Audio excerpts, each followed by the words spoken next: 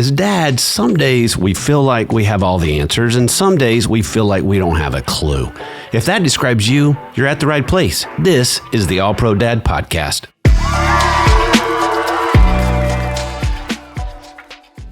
Hey, my name is Ted Lowe, and I'm joined today by my co-host, Mr. Bobby Lewis. And Buck. What's up? Welcome back, man. Thank you. We are glad that Great you're to here. be here. Good job. Oh, yeah. High five. Buck, you've got how many kids? I have two. Yeah, two boys. How old are your boys? They are, dad of the year. 7 and 9. Dad of the year. Fantastic. They're under 10. Buck. I know that. Yeah, my 9-year-old's about to be 10. So we're about to hit the double digits. It just keeps happening, doesn't it? I'm like, would you guys stop already? Quit changing in all the ways. Well, as you guys know, each episode, we just take a look at one question. We talk about what we've gotten wrong mostly, what we hope to get right, what experts say, because we have to go find some to ask them. And then we leave people with one pro move, which is something that's simple but powerful that they can do at the end of the episode. I love that. Again, just one question, and Bobby knows what the question is. Yeah, it's how old are Buck's kids?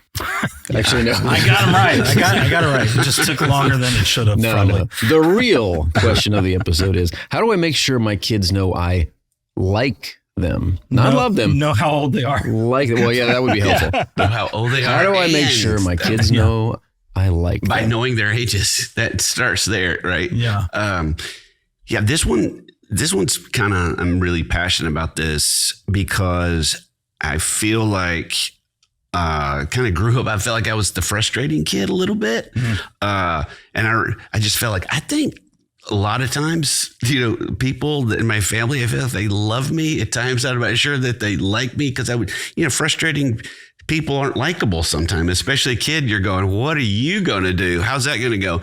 But I spoke at this church, and this guy comes up to me and he says, I'm 83 years old. And I remember that my mom said to me, she said, I love you, but I don't like you. And here's this man, 83 years old. And it's just like it just happened. And I thought, I think that's true. I think that's very powerful. Like, I'll say that as a joke. Yeah, because I do like my children, but I mean, I guess the truth of the matter is there are times when your kids aren't likable. I mean, and that's a part of life, but for the most part, I don't think I'd ever say that to their face. That's for sure. Yeah, it's true. They have moments, and it's not, we at least don't like that moment that they've just produced for us. I wonder how old that guy was, the 83-year-old. I wonder how old he was when his mom said that. Was he 3? Was he 10? Was he 25? Like, I wonder. Like you just said he was 83. Well, no. I mean, like when he heard those words, because they've stuck around for a long time, regardless. If I'm remembering correctly, I think he was like 7 or 8 years old. Man. And so he's telling that because I had told people how important it was to make sure kids know you love them. And he said, I need you to add one. So I said, you know what I'm going to do? I promise you, anytime I get a chance to talk about that, I would share that with people. So I think that is super important. And I got to thinking about this. Kids will come home and they'll say, kids at school don't like me. They don't come back home and say, kids at school don't love me. And I thought, wow, that's really tapping in. And if a kid feels that at school, and you see how devastating that is, how much more devastating that is coming from a dad. Yeah, absolutely. And you're right, Buck. I mean, there are times where our kids do things that, make us frustrated. Right. Or, we've recorded podcasts about, how do we handle when we're angry with our kids? Like, they're going to do things we don't like, but they still need to know that we actually like them. Maybe we don't like what they are doing at this particular moment in time. I think that's a good distinction of like saying, I'm not saying I don't like my kid. I might not like what he's doing at the time. I might not like... I might not like the situation that they're putting me in when they're acting out at the store and I have to raise my voice to get them to even pay attention. You know what I mean? And we as adults can make that distinction, but kids may not be able to do that. They can't do that. If we say, we don't like that you've made this giant mess, well, maybe a kid's like, I was just having fun. Like, does that mean you don't like me? So I don't know if a kid can make that distinction the way that an adult developed brain probably can. Yeah, that's good. I didn't thought about that piece of it, Bobby. That's powerful. Write that down. Right. I'm going to write that down right here. Pen, not pencil. But I think one of the things, if we think this through, when we gravitate toward people that like us, right? Mm-hmm. We don't have any friends that don't like us, right? We gravitate toward people that like us. And you can think about kids at school or those adults you had in your life growing up. You gravitate, they like me. They like who I am. They like my personality. So maybe we should get better at that. How do we get better at that? Do you guys think? How do we let our kids know that we like them when it comes to our words? I think our kid, that's probably one of the most important things, is that we say it. There's things like you just mentioned the 83-year-old, right? Mm. It's been 75 years since his mom said, I don't like you. And the word stuck, right? So if that negative word stuck, hopefully a positive word would stick too. If she had, instead of saying that when he was 7 years old or 8 years old, however old he was, she had said, you know what, this was a wrong choice, but I still like you. Mm-hmm. How would that have changed the course of the next 70 years for him? Maybe, he wouldn't have been holding on to this spur in his mind, right. This thing that had been weighing him down to the point where he walked up to somebody he'd never met before at a conference and said, hey, Ted, my mom broke me with these words years and years and years ago. The way that we use our words really matters. It resonates. It implants a little seed in their mind. And if we can choose a powerful, positive seed instead of a powerful, negative seed, what could grow out of that? Yeah. I'd say, spoiler alert, all you folks out there, I knew this was the topic for today. And so, but I was thinking about it the other day. And I feel like subconsciously that's something we've been doing, my wife and I, because there's often times where, I'll be out in the garage or I'll be working on something with the car, or I'll be cleaning it or something like that. And my son will just say something funny, like my younger son will say something funny and we'll just have a good time and we'll laugh about it. He has a very good way of like delivering what like the joke and everything like that. It's so good. Where do you get that from, Buck? I don't know. It's not me. No, but, so he'll say something funny and we'll just laugh about it for a while, but it's something that's been, I guess, subconscious for me because I will also tell him like, man, I love hanging out with you. I like hanging out with you. It's so fun. And I remember it was last weekend and I said that and he hugged me. He goes, I like hanging out with you too, Dad. And I was like, that was so good.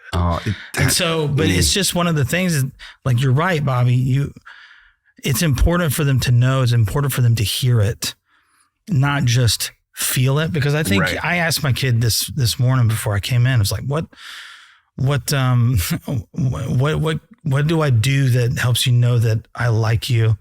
And, he first said like, well, he was very tired. So he was rubbing his eyes like, well, you bought me those Pokemon cards the other day. And I was like, okay, well, Dad's running deep too early. Every episode we want to make this as simple and doable as possible. I think one of these is you tell your kid, I like you. Yeah. With a smile on your face, just have a moment with them where they did what you like. They were funny. They delivered a line. It's just say, hey, I need to pause this for a second. Buddy, I like you. You make me so happy. Those are those easy things. And I think we start telling them when they're little. I just, I love you because I love you can just seem like required by dad law. Yeah, of course you love me. You've got to love me. But when we like them, it's this extra thing that draws them because we want to be liked, right? So I think we just tell them. Yeah. And think about all the times in a child's life, 5, 6, 8 years old, however old they are. Think about how many times they're told at school or at their sports team or at gymnastics or, whatever they do that I don't like you. Yeah. Because kids, their acceptance is very circumstantial based upon kids are ruthless. It's true. Ruthless. It's really true. How many tweet? Kids are ruthless because it is true. Nothing's true been said. It's a short episode. Yeah, kids are ruthless. Thank you for joining us. Yeah, they need to know that even though a lot of their other relationships are very much dependent upon kind of bending to what's popular or fitting in or whatever, and that's what determines if they're liked or not. That we're not, going to, require them to do anything to be liked. We like them just because they're in our home and they're our children. We love them. That's much deeper, but we like them because we want to be around them. We want to hang out with them. They don't have to be anybody else to earn our affection, whereas a lot of the other relationships they have, they're going to have to be malleable in some way. It's so good. It's so true too. They feel that safety place. I know every time I walk in the door, right, we want our kids to know, they really like me. I don't know. I just think it's super powerful. Yeah, absolutely. I think another way that we can tell our kids that we like them is just our body language, our facial expressions. Because we can say, I like you, but if we're like we're gritting our teeth and I'm like, I like you. Does that convey the same message? Work. No, it doesn't really work. I think the way that we look at them in the eyes, the way that we carry ourselves around them, want to be physically close to them, that can tell them that they're liked just as much as our words, Yeah. Right. I think when they walk, just thinking through, like when you see them first thing in the morning, what expression are they getting? They're probably getting, I'm getting my things together for work, but these are these moments. Like if you think about them in like 4 different times of the day, is when you see them the first time of the day, when you send them off into their day, when you receive them back in the day, and when they go to bed, you go, okay, those 4 times, I'm going to make sure my kid knows that I love them and I like them. So I think when they walk in the house, it's just a big smile. Or when you see them in the morning, and when they're little, let me just tell you, here's what I miss with my kids being little. I miss that smelly morning baby and just comb here, before they start smelling. They've got the crib head. Yeah, they got, God, you walk in there, all our kids would do, you walk in and get them out of the crib, they start gathering up all their stuff. They look like the aftermath of Pure Comfort. You know what I mean? Like, it's just like, when you wake up from a Sunday afternoon nap or something. The aftermath of Pure Comfort. And you go, I wonder where my son got this ability to come up with and deliver lines. That's the best thing I've heard in a long. Yes, that's exactly what it is. But I think those moments that they know from the beginning, go, when I walk in the room, it matters. Yeah. And I think that when they start doing their own world, they're doing their thing and you're not seeing them quite as much. When they walk in the house and it's crazy, and they're probably, when they're teenagers, they're going to want to spend a hot 45 seconds with you. Yeah. Just make it precious. Go, dude, I've missed that face all day, or it's good to see you. And you do connect with them in a different way. I can show you the TikToks that got sent from my kids last night. I got one, my daughter sending me the ones about, these sweet moments. Dad, this is going to make you cry. And then my son sending me something about some comedian talking about getting Lyme disease because he hang out with ticks. And so I was like, okay, it's different, but that's a different way of liking. Well, and I'd say this too, is like, I love being a dad, and I've been a very affectionate person in general. And so those moments, like wake up, send them off, get home, send them to bed. Like I would say that every one of those moments is shrouded by a huge hug. Like every time the kids wake up in the morning, even this morning when my kid, I was getting ready in the bathroom and he opened the door. I try to keep it shut because I'm up before my wife, and he opens the door and he's got his favorite pillow and he's like this, squinting, and he goes, "Hey, Dad." And I said, "Hey, buddy." And then he does this motion because he knows, like, his eyes are shut. He knows it's going to happen. Oh. And so he just kind of just goes like this, and I pull him in and everything. And so my kids just know that, if it's someone that you don't like, you're probably not going to hug them like that all the time. That's good. So affection is a way to let our kids know. Affection is just, I think, a good way to physically undergird your words. That's good. That's so good. So physical contact. And a lot of dads, it's not their thing. Right. And I get it. I'm different. I love giving hugs. I'm a soft guy. I'm huggable. Okay. And so I recognize that, and I love to give hugs. And so, but I know that that's not something that a lot of guys are into. And how much more meaningful is it to get a hug from a guy that usually is like, "Don't touch me." Right. Or if you've got a kid, like if one of my sons, he does not like affection. Like all the pictures of his sisters hugging him, he's got his arms either down by his side or sticking straight up. Like, I don't want it. I still to this day will go, "Give me a big hug." And he'll tense up, and I'm going, "This is good for your development." And he's like, "It's not good for my development." I made that poor boy get hugged so many times. Every time. But like years down the road, he's going to say, "Dad, I miss your hugs." I'm hoping that day has not arrived. So. Yeah. 21. He still hasn't given me the. Well, he's still 21.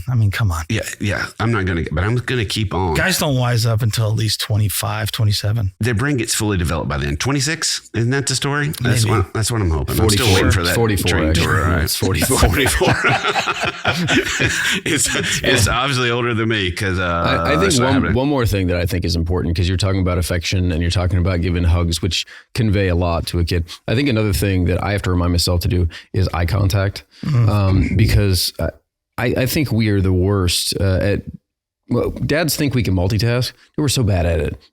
My wife is very good at multitasking. I cannot do more than one thing. In fact, my kids make fun of me all the time. Like, Dad, one thing at a time. Like, I know I can't do all of this at once. I have to give all my attention. And so I think that conveys that I like you enough to stop what I'm doing right now. I'm writing, I'm doing phone stuff, whatever I have going on, and stop and look at you. Put the phone down. I'm not distracted anymore. Well, yeah, put the phone down. Yeah, flush that thing. It's terrible. But like if you're looking at them in the eye, they know that you have that they have your undivided attention. What could tell someone that you like them more than giving them your undivided attention? There's nothing else in the world right now except for you, and you have my mind, and you have my eyes, and you have my ears, and everything that you have to tell me, I'm fully engaged in. How could they feel more liked than that? Oh, that's so good. I'm sitting at the airport the other day, and I'm watching this dad sitting there with his wife, and they've got their kid on FaceTime on her phone. Yeah. And he's kind of scrolling on his. Two different hands. I've got this picture. I don't know if we could post this in the show notes, but it was, and we could blur out his face. Maybe Taylor, producer Taylor. I'm getting the no, but I'm thinking I'll roll the dice on it. So here's the wife leaves the child on FaceTime. He's scrolling on his phone as his daughter is on his wife's phone. He's scrolling through, and the picture, you could definitely see who's getting the attention. Of course, my wife picks it up. She goes, check this out.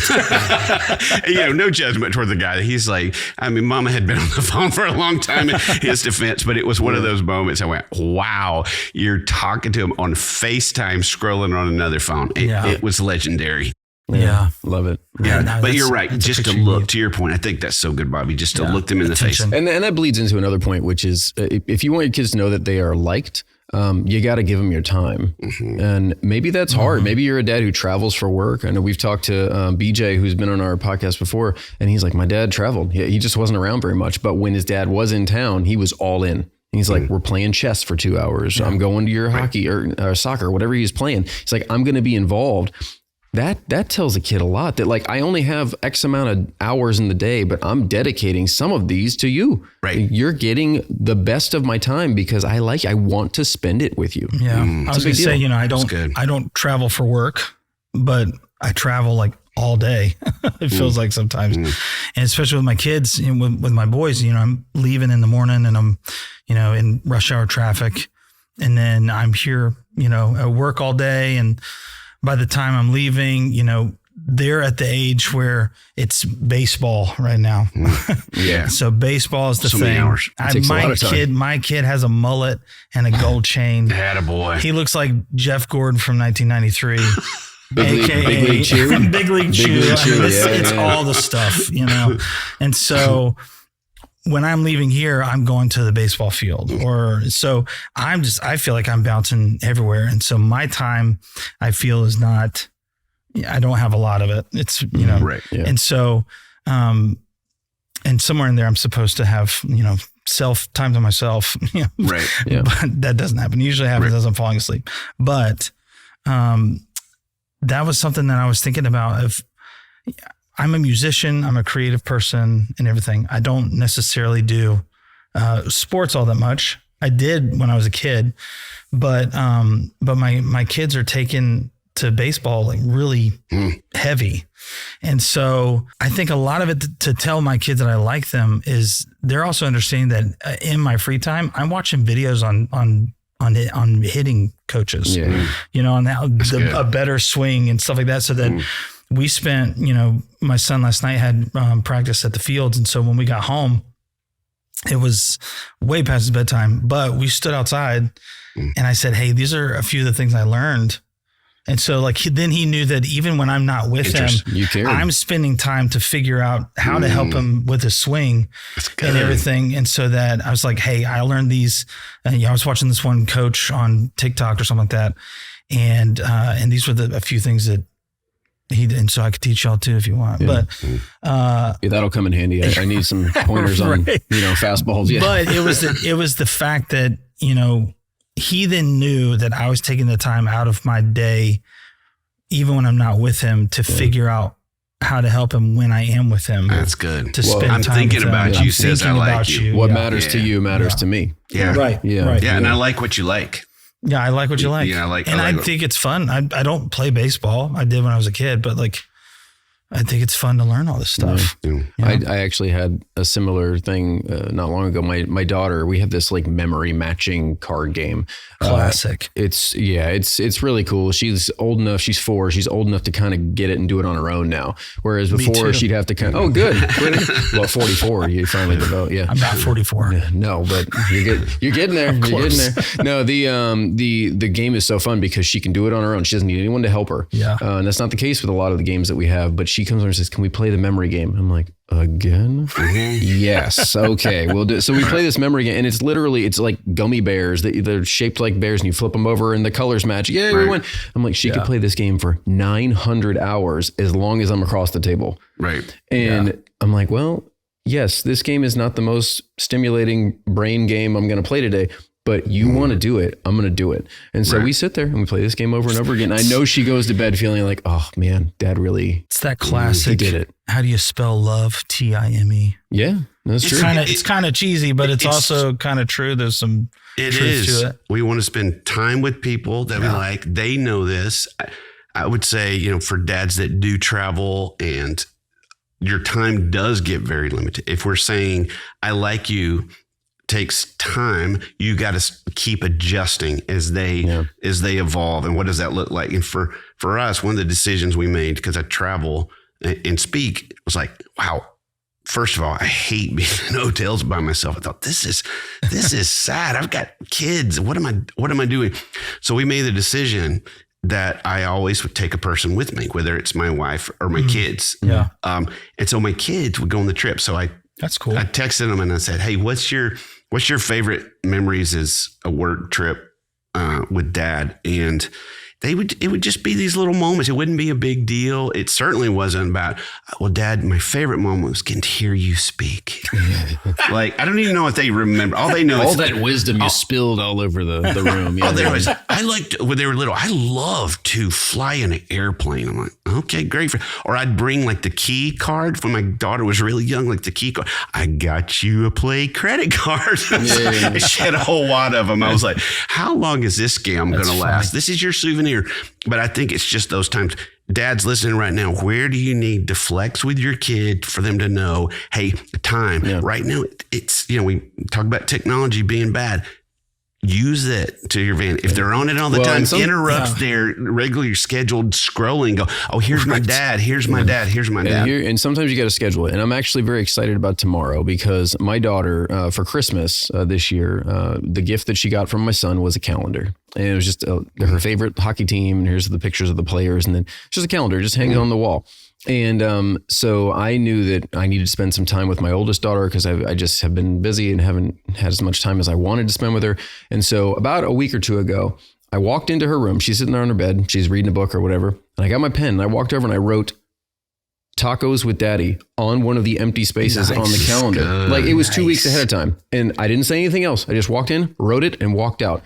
And she writes something on this calendar every single day. So she looked up and she goes, okay. Yes. Awesome. So it's actually tomorrow night. Good. We're going to go, we're just the two of us. We're just going to go have some tacos for dinner.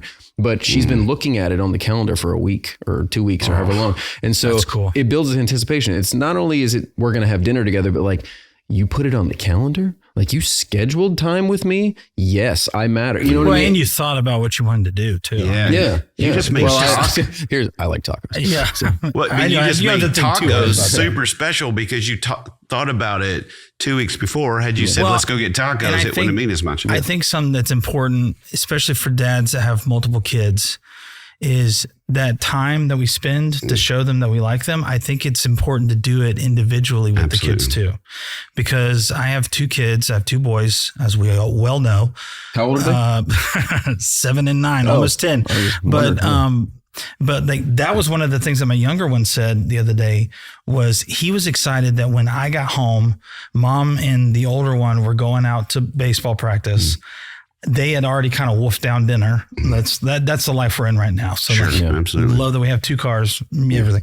And so younger one, I pulled in and he's dancing in the driveway like this. Literally, as my wife is getting into the car with the older one, and I pull in and he goes, "Dad, it's us time." And I was like, nice. So, but that's what's important is, and I'll show you, and I'll tell you one more thing that I failed at the other day. So this is a daddy fail was we had a ton of stuff to take to Goodwill, and my older one asked if he can go with me. And I was looking forward to having me time, right? Because I hadn't had a lot of it. And I do think it's important, but I think to me in that moment, there's times when that's okay. I would say in that moment, I was being a little bit more selfish than being like trying to be healthy with, having me attentive. Time. I think I like the driveway story better than that one. Yeah, well, no, I like guys need to hear that we screw up sometimes. I like his failures. I like his failure stories. Keep going, Bobby. Keep going. But that was like when I got home, I then realized that, that took a lot of my day because Goodwill wasn't close. And, that I was like, that took a lot of time away from that I could have had with my older one. Yeah. So. But I mean, we've all been there, right? Yeah, but next time we learn. You'll say, "Hey, why don't we go ride together?" Sure. Yeah. I'm sure you'll learn from that. Exactly. And put it into practice. Let's land the plane with Dad, it's us time. I think that is exactly where we're going, because you want to spend us time with somebody that likes you. Like if he didn't know how much you liked him and wanted to be with him, he would not be dancing in the driveway, friend. No. So I wish I videoed that, by the way. Because it was awesome. So good.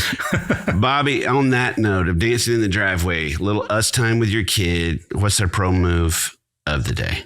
Simple. Look at your kid, smile at your kid, and say, "I like you." Simple. It's good. Watch their face. Yeah, see what happens. Let's practice. Ted, I like you. Dad, are you okay? Are you leaving the earth? And if they're really young, they may light up like, "Oh yeah." If they're older, they may go, "Gross, Dad," and walk away. You never know. Right. I mean, you have no idea. But that still is the tale that they like it. Yeah. They're like, "Ew, Dad, gross." They'll walk away being like, "That was weird," and then deep down, they're like, "I love that. I love that. Oh, it's so good." If you're like, just put it on a Post-it note too. Just take those baby steps. Yeah. Exactly. Take those babies. This is good. I think this is an important episode because, yes, like you said earlier, love is kind of like the throwaway term sometimes. Yeah, I love you. Okay, well, kids kind of feel like that's built in, but I like you. That's going to last. That's going to stick in their brain. This one's easy, right? Like this is the go-to. Going, oh, great. Those talking about pro moves. It's simple. This is the one. So hopefully you guys will see what happens. Hopefully your kids will connect there. They're probably not going to look at you and say, "You've just healed my soul and what a great dad you are." And but I'm still waiting on those words to come. But just keep trying, dads. Keep trying, and we'll be here next week to help you keep trying. And thanks for listening. Thanks for listening to the All Pro Dad podcast. All Pro Dad is the fatherhood program of the nonprofit Family First. Along with our motherhood program, iMom, we exist to help you love your family well. Subscribe to our daily email, the All Pro Dad Play of the Day, by going to allprodad.com/subscribe and get daily powerful and practical fatherhood tips in your inbox. The All Pro Dad podcast is hosted by me, Ted Lowe, produced by Bobby Lewis.